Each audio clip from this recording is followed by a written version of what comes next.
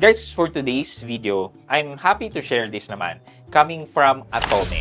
More specifically, with Atome Cash Loan. Pinakita ko sa inyo from my previous video na nanghiram tayo kay Atome. Pinakita ko sa inyo how was the experience, yan. So, after that, hindi naman na ako umutang ulit. Pero this is a welcome development kasi this only proves na maayos talaga ang credit score ko. Kasi if you watch my previous video, nagtataasan yung mga credit line ko sa mga credit card ko, nabibigyan ako ng panibagong credit card, etc.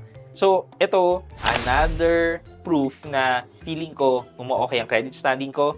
And siguro at the same time, dahil Pasko, kaya more on maluwag sila magbigay ng mga pautang nila. Well, I am happy to share na na-increasean po ang aking Atome Cash Loan. So kung gusto nyo malaman ang story about this, well, samahan nyo ako, pag-usapan natin yan. Sit back and let's discuss. Coming right up.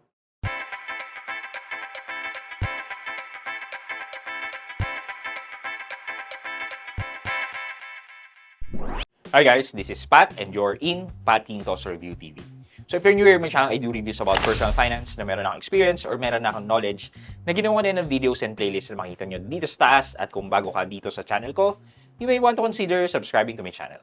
Okay guys, so Atome Cash Loan. So si Atome Cash Loan ay cash loan feature na makikita nyo sa Atome app. So kapag nag-apply na kayo ng Atome card, well, the next na pwedeng ma-open sa inyong feature is the Atome Cash. Something like Bilis, di ba? And then meron cash loan din si Bilis. So, pag ginagamit mo si Bilis, then bibigyan ka rin ng cash loan from Bilis. And ganun din naman si Atome. So, pag ginagamit mo ang Atome card mo, well, napapaganda mo ang internal credit rating mo with Atome. And at the same time, since si Atome ay reporting entity sa CIC, in returns nakakatulong si Atome sa pagbibigay ng good feedback kung maganda ang record mo. In return, gumaganda ang credit score mo. For me, Atome is one of the lending service na katulad ni Bilis na okay gamitin and okay alagaan. Okay, so kapag ginagamit mo yung Atome credit mo, then tsaka kanila mabibigyan later on ng Atome Cash. So kung makikita nyo yung iba dyan na nakalagay na wala pa ring access yung Atome Cash, waiting pa rin,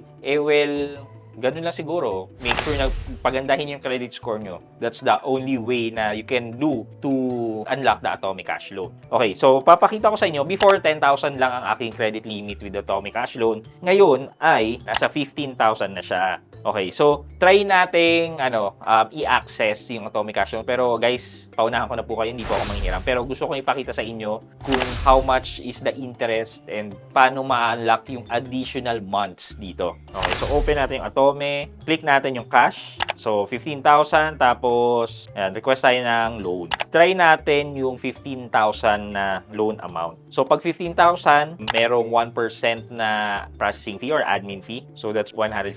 Medyo somehow pwede na rin. So, 14,850 makukuha ko. Pero, ito, na-unlock ko yung additional payment terms. So, instead of 3 months na payment, well, kaya niyang hanggang 6 payments. So, click natin to. So, 3,325 pesos daw. Ang interest niya monthly is 825. So, basically, kung kakalculate natin yan, 825 times 6, 4,950 yung interest plus 15,000. Total na repayment natin ay 19,950. So, ang interest rate dito ay 5.5% per month. So, 0.055 per month times 6. Ayan, basically 33%. Or kunin natin yung APR niya, around 66% per annum yung interest rate niya. Ito pala guys, ma-unlock nyo yung additional payment terms because of the amount na inuutang nyo.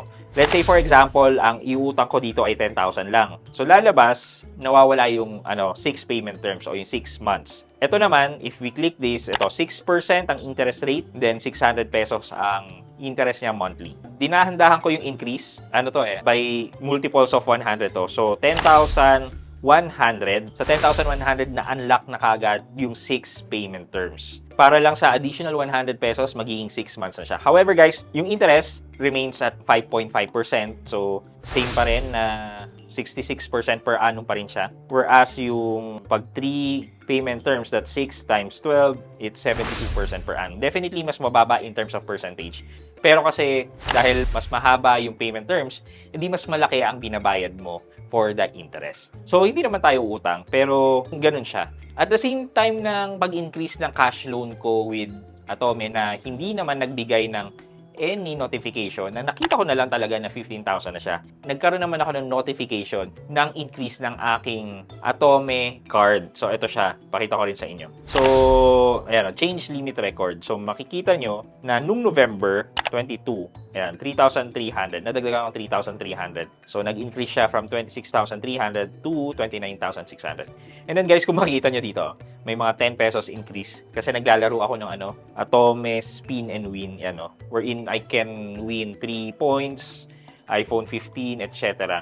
So, kung makikita nyo, ang dami kong Atome points, which is hindi ko naman ma-redeem lahat kasi napaka-limited nung pagre-redeeman. So, ginagamit ko na lang siya dito sa Spin and Win sample.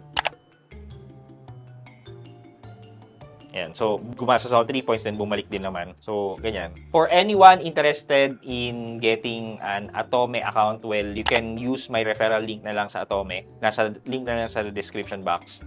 Para din ma-meet ko yung guys, yung referral sa Atome. Kasi kung makikita nyo, meron akong 27 invites hanggang December 31 na lang para maka-40 ako at makagkaroon ako ng iPhone 16 daw. O, edi kapag nagkaroon ng iPhone 16, edi syempre magpapa-cellphone din ako sa inyo. Sana umabot tayo guys para naman makapagpa-cellphone giveaway tayo for this Atome loan service. Ayan. So, sino pa po ba dyan na na-increasean na ng inyong mga credit line ng Atomic Card at saka ng Atomic Cash Loan? Yan.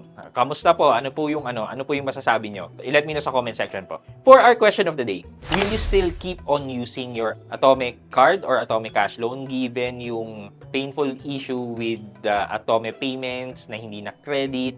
Tapos kinukulit ka ng collection and then binabaan yung credit line mo, etc. That havoc, is it still worth keeping and using the Atome card service? Yan, let me know sa comment section sa baba at may chance kayong manalo ng 1,000 pesos sa ating weekly Gcash giveaway.